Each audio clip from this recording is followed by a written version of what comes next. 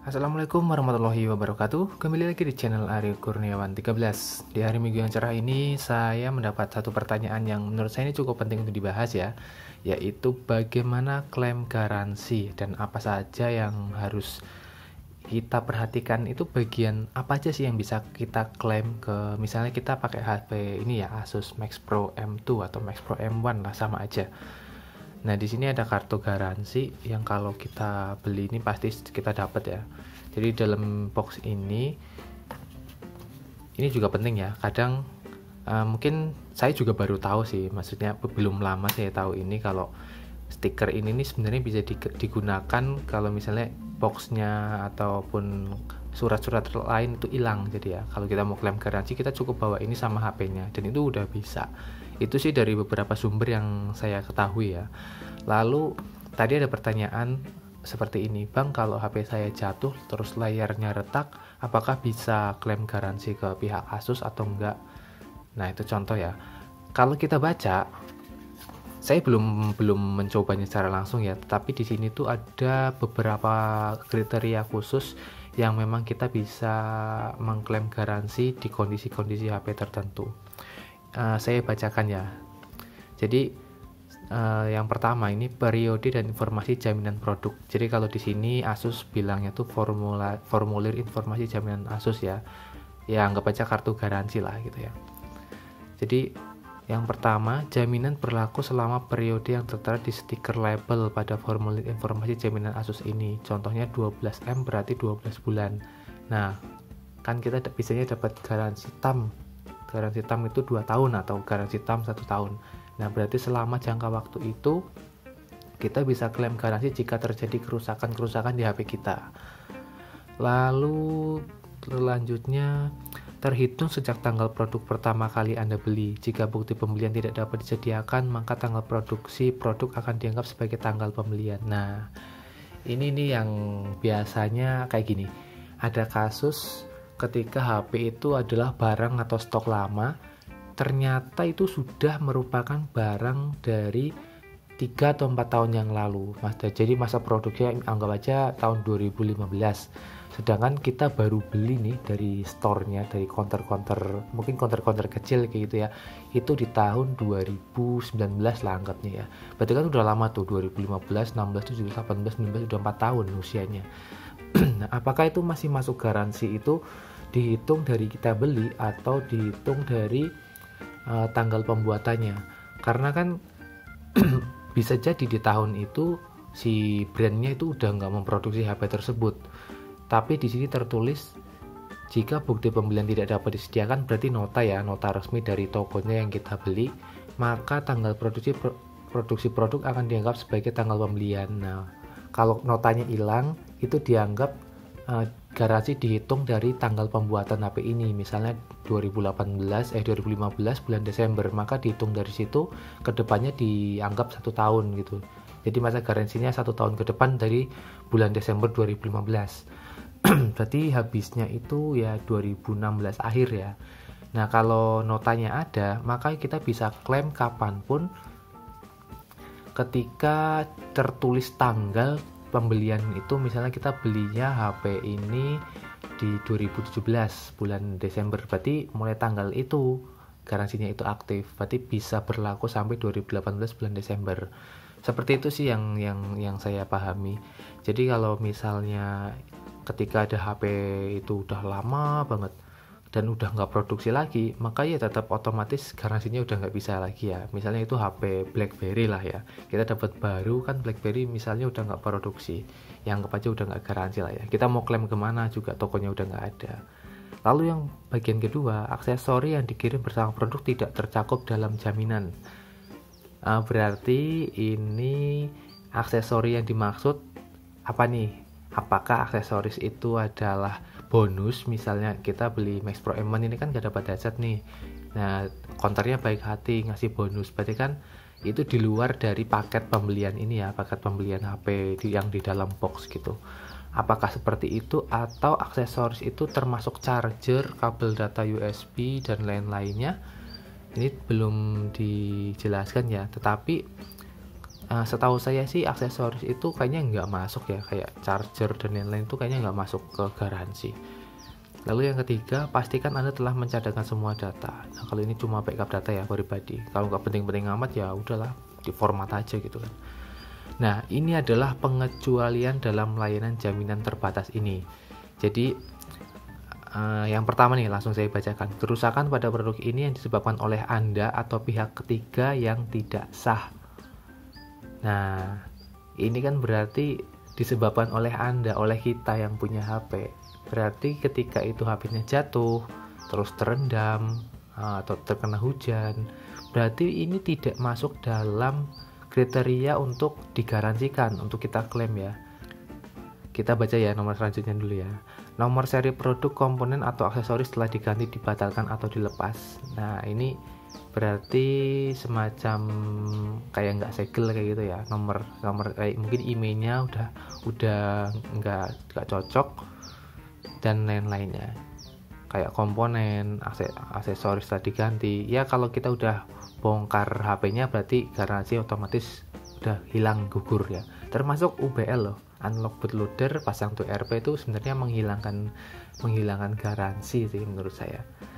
Lalu yang C, segel jaminan rusak atau diganti. Ya, ini segelnya. Di dalam baut-baut itu biasanya ada stiker ya, stiker warna merah kalau nggak warna oranye itu, untuk memastikan bahwa belum ada obeng yang mencongkel. Itu sih biasanya masih utuh ya stikernya. Ya, itu tinggal pinter-pinternya yang bongkar aja sih. Tapi kalau HP udah dibongkar biasanya tetap ketahuan.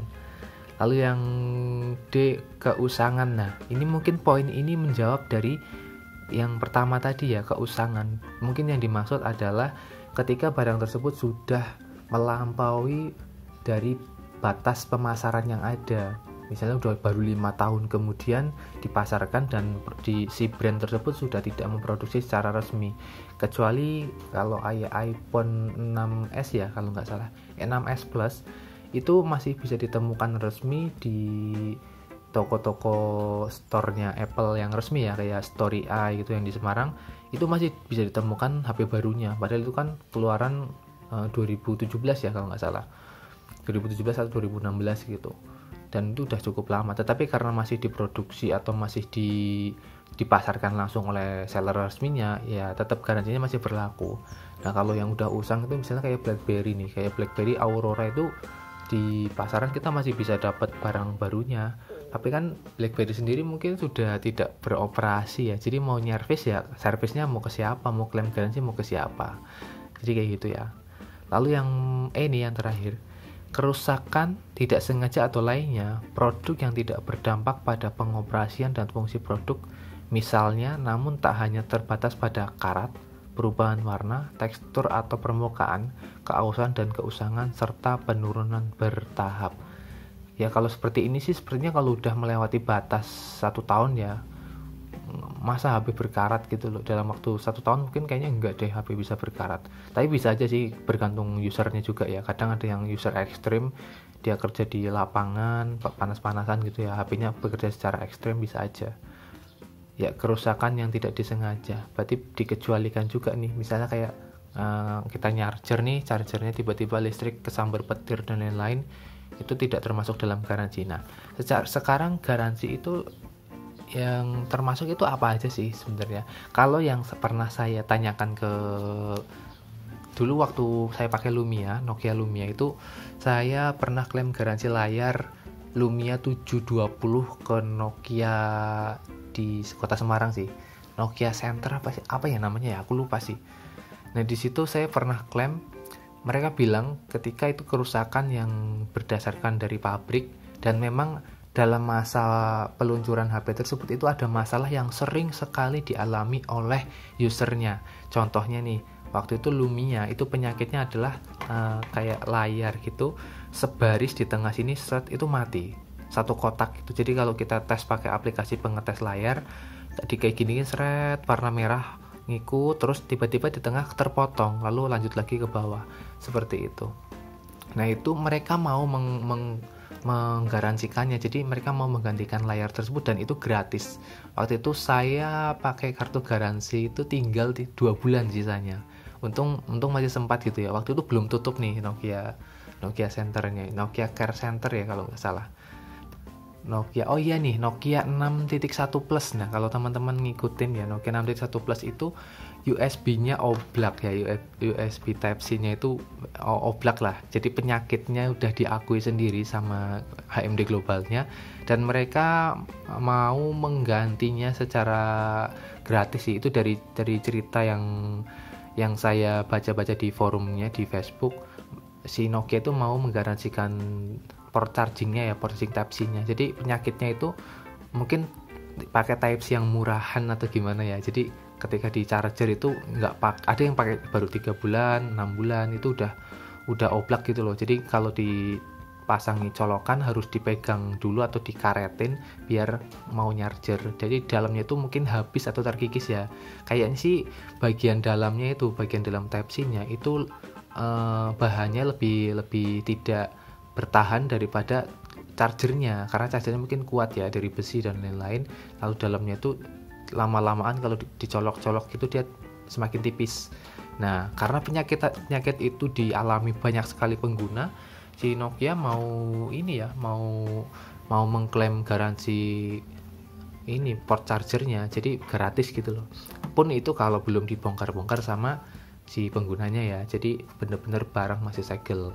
Lalu yang berikutnya adalah kesalahan kayak layar ya, misalnya dari beli, misalnya kita baru pakai, kok tiba-tiba di dalam ada penyakit, gimana ya, kalau secara fisik sih bisa jadi kesalahan kita gitu loh. Misalnya kita ngaku-ngaku, wah ini layarnya kok berbintik, atau layarnya kok ada di dalam ada garis-garis atau bagaimana. Itu tidak serta-merta kita bisa klaim loh sebenarnya. Apalagi penyakit itu tidak dialami secara massal ya, kayak yang Nokia 6.1 tadi yang port charging Type-C-nya oblak. Itu bisa aja si counternya nggak percaya, karena lo ini kan bisa aja kesalahan pengguna, bukan memang dari kesalahan pabrik ya. Ya intinya seperti itu sih kalau sepengalaman saya pernah klaim garansi waktu itu di Nokia. Memang pelayanannya cukup bagus ya. Itu masang layar itu saya heran, mungkin karena Lumia waktu itu enak dibuka ya, dibongkar, jadi nggak nyampe 1 jam, 30 menit udah jadi. Ya itu pengalaman saya ya. Kalau kayak ganti baterai, terus mesin, software, kalau software sih kayaknya masih bisa dan kayaknya masih gratis ya. Jadi kalau cuma flash firmware dan lain-lain sih tetap itu kan tidak perlu bongkar dan tidak perlu mengganti part. Dan kalau ganti part ya rata-rata nih kalau di klaim garansi kayak gitu itu biasanya lama sih, bisa nyampe berbulan-bulan ya. Ada yang 1 bulan, 2 bulan, ada yang biasanya alasannya gini dari teknisinya, ini partnya harus nunggu dari Jakarta atau harus nunggu dari kiriman dari mana gitu. Biasanya kayak gitu sih, atau memang mereka masih bingung menemukan solusinya sehingga masih diotak-atik dulu.